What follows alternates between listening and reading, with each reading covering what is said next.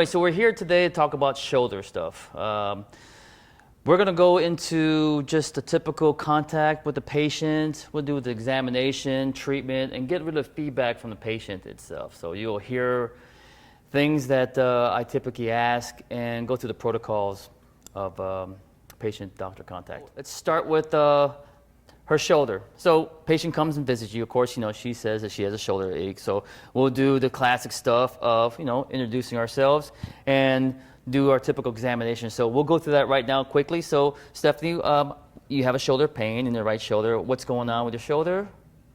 I have some sort of impingement. Okay, so pain reaching over your head, right? Mm-hmm. So typically you always think about impingement pain, right in the front of the shoulder, right? So then we do our real quick orthopedic test, just check on the bicep tendon, orthopedically speaking, hold, resist, any pain? Any pain with that? Some, okay. And then we'll go ahead and extend our shoulder back, expose the head of the humerus where the bursa is at. We'll squeeze right below the acromion process. Yes. Yep. So typically we're looking so far at the bursa, subacromion bursa, and then we'll go ahead and point that thumb down, hold and resist me. Any pain with that? A little bit. A little bit, okay. So 1 out of 3 underneath that acromion, subacromion bursa, that's what we're deal with. So when I start seeing something with a bursa, more than likely, there's always a rehab portion where it's too much anterior, sublux forward. So we'll talk about actually doing the rehab portion. But the problem with the rehab is that she has pain doing any type of abduction or forward flexion. So you have to eliminate the pain in order for you to do a proper rehab, because she won't get a full range of motion because she's going to inhibit that shoulder movement because of that pain. So the classic thing that I do is the PiezoWave. So the most important thing is that we use this to push that bursa inflammation out of there. So then it'll enable us to get the full range of motion, less pain or pain-free. So we're going to go ahead with that. So I have identified the structure, which is the subacromion bursa. And what we're going to do is we're going to set this up. So we're going to use a cone, and I feel I am more accurate with the cone versus the linear at this time because I know exactly the tissue I'm dealing with. The bursa is not big. If you look at the cone, I don't know if you can see it from there, but the cone has its cylindrical shape, but more importantly, there's depth to each kind of size. So as you can see, the more acute, shallow depth. If you want the more deeper, then it's going to be a broader head. So I know her bursa is not as deep as probably something like her labrum or something like that. So we'll go to a 10 millimeter depth, and then we'll set this up with a little gel, ultrasound gel, and other gels that have any type of contact, because we're going to use sound as a propagating factor involved with the PiezoWaves here. So we'll go ahead, put the convex side down, and we're going to squeeze that gel. Make sure we push the bubbles out of there, back and forth. Good. So then we have a clear contact with no type of bubbles. We don't want any gaseous contacts between. And then we'll put the actual locking mechanism down. Lock it down. Good. And then, of course, you got to clean it up a little bit. Don't get messy here. Good. Now, going back here, I typically tell my techs here that the most important thing is the patient, because we sure hate for them to leave the office with a lot of gel all around their clothes. So we'll protect the area and just keep the actual treatment area exposed. So again, I know it's going to be the subacromion bursa. Take the gel. I'm going to ask her to go ahead and slide her arm back. Keep it there. So now you can see the acromion process, AC joint, acromion process, and then the head of humerus. So you can definitely see, if you can really identify that she has that almost like that sulcus look, so she has a really anterior head of humerus. So that's why when she does overhead reaching, it sublux forward and it impinges with the head of humerus to the actual acromion. So classic stuff when you see people, and I bet you do CrossFit, don't you? I do. Yeah, so all you doctors out there with your CrossFit athletes, the best. Here we go. So put a little gel there.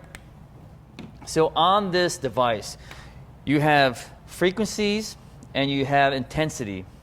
So when I start off with something like a structure like this, I'll go with an easy 5 for the frequency. It goes all the way to 8.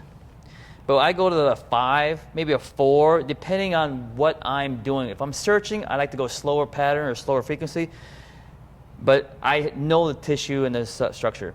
So the intensity, it'll go up there, right? It goes all the way from 0 to 18. So that's really intense. So we'll back down to about, since it's a superficial tissue, we'll go to an 8. So prior to us starting this treatment, you want to go ahead and tell her, what's going on as far as like the treatment. So it's going to be, we're looking for pain, right? So 0, no pain, 10's like a broken bone pain. We're looking for the number 4, 5, 6. Okay, once we have that number, I'll stop, and that's where the treatment occurs. So I'll stop and hold it on that spot. Make sure it's not on the bone, of course, and then we're going to have that there, and then that 5. Once this device starts pushing out the fluid, it'll reduce it down from 5, 4, 3, 2, 1, and then once it goes down to a number 1, 2, 1, then we'll move and we'll try to go around the other parts of that bursa, okay? So, landmark with this hand, these 3 fingers are going to get on her tissues so we can lock this probe down, and I'm going to start it. Oh, she got to jump right there, so I'm on it right now, right? Yes. Tell me when I have that area and the pain number is like 4 to 5 or 6 or something like that, okay? It went down. Okay, let me go up higher, not too high. Go back down, okay. That's a 6. Okay, so we're gonna hold it on 6, okay? So now once I'm on it, I'll use the spare fingers that I was using for a landmark, and I'll go ahead and capture the other side of the probe. And now if she winces, I still have it right on that structure, so we'll just keep it here. It's a 3 now. It's a 3 now, so it's going down. Good. About a 1. Good, 1. All right, now when she gets to a 1, now we're gonna move it. So we're gonna go more distally, probably more inferior. Go down. And let's see if it goes back up to a 5 or 6. That's a 6. Okay, so we're at the inferior portion of the bursa, and we're gonna hold it here, okay? All right, why don't you explain what you're feeling right here, Stephanie? What's it feel like? So it feels like an ache, like a dull ache. Sometimes I explain it as a toothache, but it can get pretty strong. Okay, what number are you at now? I'm at a 3. Good. Now sometimes you'll come across maybe a 6 and 7 that are constantly holding. If you have a one that doesn't improve, what number are you at right now? 2. 2? Okay, we're almost there. So when you get to a number that doesn't want to decrease or maybe possibly increase, you want to see what structure you're on. You might be on a nerve or actually on a bone. So you have to kind of go back, palpate, and then make sure you're not on the osseous type of structure or an actual nerve. So she's complaining that she has a little bit of numbness down her arm. So another thing you have to watch out for is that the brachial plexus. So we have an extension, and these CrossFit people, because of their dynamic movement, especially with the rotation of the shoulder, sometimes what happens is that pec minor, if you remember that, part of the brachial plex, the trap area, when you go in extension, you elongate things, and then that will actually irritate. It's almost like a thoracic outlet syndrome. So it's kind of like one of those things that we have 2 conditions going on with this treatment. So one of the things that we have to address now is that the chromium, the subacromial bursa, and now we have an issue with probably the pec minor or possibly a scalene. So we're going to give her the rest, make sure the tingling and numbness goes away. Good. It's all right. Good. And we're going to go back into that position. And then we're going to go find that spot, landmark with this hand again. I'm on it. Fingers are holding tissue. And then, got her to jump again. You're on it? Okay. Now I'm on it. That's a 5. Okay, so now with the spare finger, since I got landmarks, I'm going to grab the other side of the probe. And now I'm anchoring it down. So if she moves, go ahead and move a little bit. I'm still going to be in the same spot no matter what she does. Because the tendency a patient will do, just like how she did, they'll jump. So just hang on there. Now, the object is that this device will push the fluid out. That's what we're trying to do, get the excess fluid, the interstitial fluid out of the area. So then, what number are you at right now? 2. Good, good.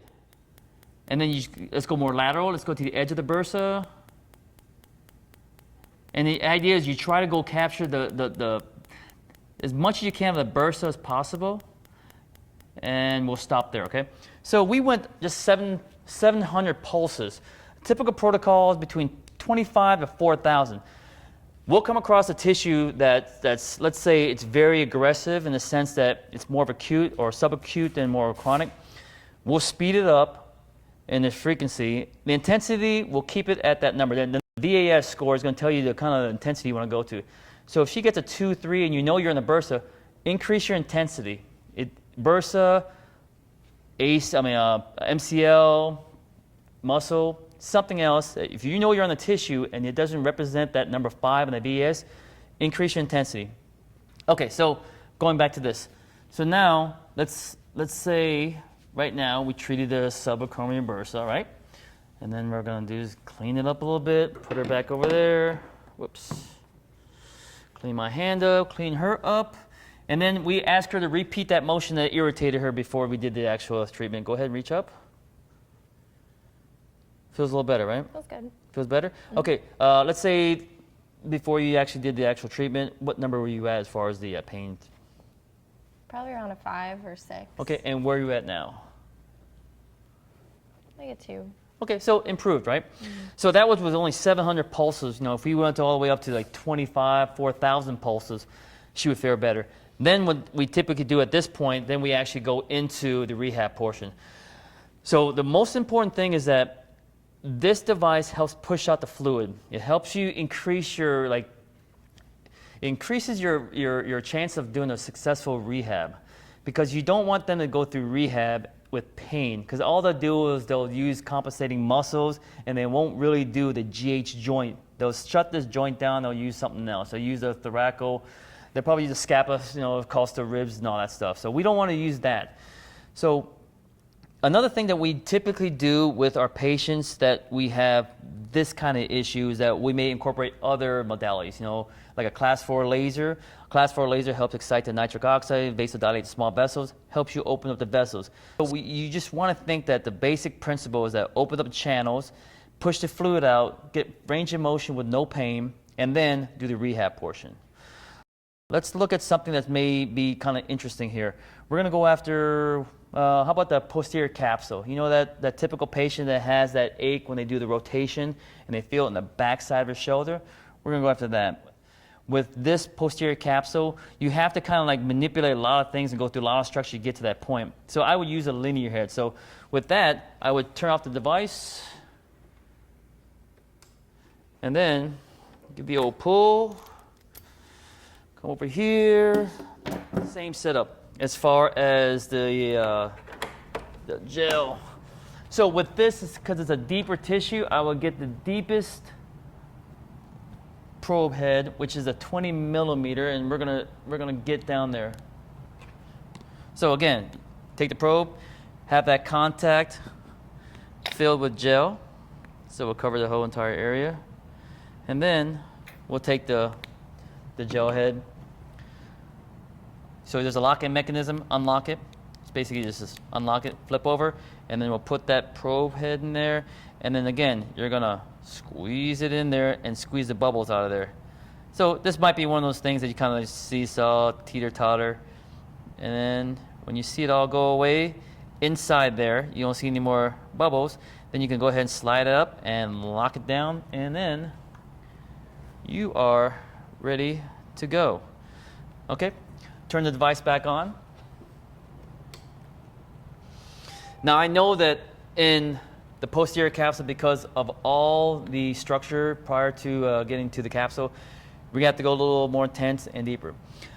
Side note, interesting enough that if you have a compromised tissue, if you have a strain, sprain, maybe something odd, this is a good diagnostic tool too. So if you suspect something, maybe a grade 1-2 strain on a muscle, this device will flare it up. So when you scan over it, you'll flare it up. The cool thing about this is that if you're searching and then you have no indication from the patient that they have pain, that's a good sign. So you have no compromised tissue. But once you hit something that you thought that was like a clear area and all of a sudden they jump off the table, well, you might have a secondary or tertiary type of injury that's going on. Not only maybe she had like a subacromial bursa issue, maybe she had a deltoid, or maybe the long-headed bicep, or maybe even if we go into the rotator cuff muscles. So it's a great tool to figure out, hey, I assumed that it's going to be subacromial bursa, but looks like I got something else down here, down the deltoid, or the long-headed bicep. Let me clear that too with this. Okay, let's go to the posterior capsule. So I'm gonna go back to 5, but I'm gonna go increase intensity to about 11. Let's go, 11 is a good number here for now. So again, she's gonna go ahead and reach to the opposite, or the contralateral side, they would say. Good, right there. So, all right, so my landmark here. So we have the spine and scapula, right? And then you got the posterior deltoid, So you're gonna have to kind of like go underneath the posterior deltoid, kind of raise it up there, and you're gonna have to get into that area, but you don't want to hit the actual spine and the scapula. That's your only kind of osteotomy. You got the spine and scapula that hooks around to the chromium. You'll be fine. You know, you're not going to hit that area as long as your thumb is over there, because you're going to lift the posterior deltoid up and you're going to get underneath there. She'll know once we get to that area because it's going to flare her up too. So again, I'm at 20 millimeter depth, the deepest you can get with these probe heads. And then we're going to go a little higher intensity, 11, and then 5 is the frequency. So I get my landmark, and I'm taking the posterior deltoid, and I'm trying to lift it up. I'm just seeing what's back here. So she'll say it's a good idea, you know, that you can have her point out her pain, but sometimes you can actually palpate it, and then she'll say that's it, right? So let's say it's tender there. Yeah, it's right there. Okay. So we'll have her lift her arms a little bit more. Good. You okay? Yeah. All right. Here we go. So again, see how she jumps. So I got my landmark. I got my fingers down there, and we're gonna kind of search, and we're gonna just kind of right there. Okay. So now 5. it's a 5. Okay. So then we'll hold it at a 5, right? So now I'll take my other hand and I'll lock this side of the probe down. I've got my other fingers over there on that side of the probe, and again, if she moves, I'm going to go with her. Okay. Just stay with her no matter what she does, because if you move from that area, then that 5 turns to a 1 real fast because you just got off the compromised tissue. Okay. 2. So it's 2. So it's going down. And then we'll wait till the number 1. And again, same kind of feeling, like a toothache kind of ache, right? Yep. So I'm putting probably about 20 pounds of pressure here because I have to get deep penetration here. You have to get into this area to get that posterior capsule. Here's something interesting that we typically do when it comes to these chronic issues. Got worse. Got worse? Yeah, I'm going posterior. Sorry about that. I'm going back. Okay, we'll hold here. What number are you at? It's about a 3 now. Okay, we'll hold it here for a little bit. So once you clear that area, we're going to have a little dynamic movement with this stuff. So tell me when it gets down to a 2 or a 1. It's a 2 now. Okay, I'm going to go a little bit more posterior, superior. You're okay there? And we're going back. And we're going to go back here, anterior. Now, here's a cool thing. So once you kind of figured out that you're on the area, but you're not really exactly sure, you can take, so I've got my other hand and my 2 fingers on the tissue and on the pressure on the probe. Now I can go ahead and grab her elbow and manipulate the shoulder, and I want to expose it more. So I'm going to just kind of like go lateral abduct or horizontal abducting it and try to get underneath that posterior deltoid. So it looks like if you can watch her shoulder, remember that she has the anterior impingement because look, her shoulder is anterior displaced, so we have to push her shoulder back. And we're going to go try to cross over, but keep that shoulder into its GH joint, okay? That's a 5. Okay, we're back in there. We're in the 5 now. So we're going to hold it here. And we're basically just waiting for her to go down. So let's say the 5 turns to the 6, 7, 8. Then it's basically you're on either probably like a nerve back here, or you're actually hitting the spine and the scapula. So make sure you have your landmarks all down there. How are you feeling right now? It's a 2. It's 2? Okay, and let's say we clear that up, okay? So again, treatment protocol, we have between 2,500 to 4,000 pulses per area, okay? All the steps are pretty much the same as far as like, you know, getting the examination, history, palpating it, let's do some orthopedics, and then you actually just finding out, you know, what structure that's compromised, and then go into it, set your scales, set your numbers as far as the frequency and intensity, and then go after that tissue. Sometimes you'll come across a patient that has a diffused shoulder pain that you don't know what it is. Everything is setting off or nothing's setting it off, and they say, well, I know it hurts, but it's not hurting today. Well, you can do a search. You can just basically kind of figure out, what, is it superficial, deep? You can palpate, no pain, no pain, no pain. Well, you can use a probe. I would use the deepest probe you have and start with that and just do a search. just put it on intensity, probably the same as what we have right now, a 5 with the frequency, 11 with intensity, and do a search. Go for the anterior deltoid, just scan through it, middle, posterior deltoid, or you can actually go to the, expose the posterior, pull your arm back, an extension, expose your subacromial bursa, and see if that's it, or go after the bicep. You can search for it. It's a good diagnostic tool if you want to look at it that way. And then she'll say, oh, I feel it right there. Again, make sure you're not on the bone or nerve. If you're not on that, pretty much that's the compromised tissue. And then when you're on that treatment site, you want to make sure that the numbers do go down as far as the VAS. So you want to say, 5, it goes to 4.3. Again, if it goes up, you're on a nerve or a bone. We take these modalities into its cash practice scenario. So it's very difficult. A lot of modalities, as everybody knows, it's not one treatment and you're going to solve the problem, right? So we look at it as a scenario that it's multiple treatment protocol.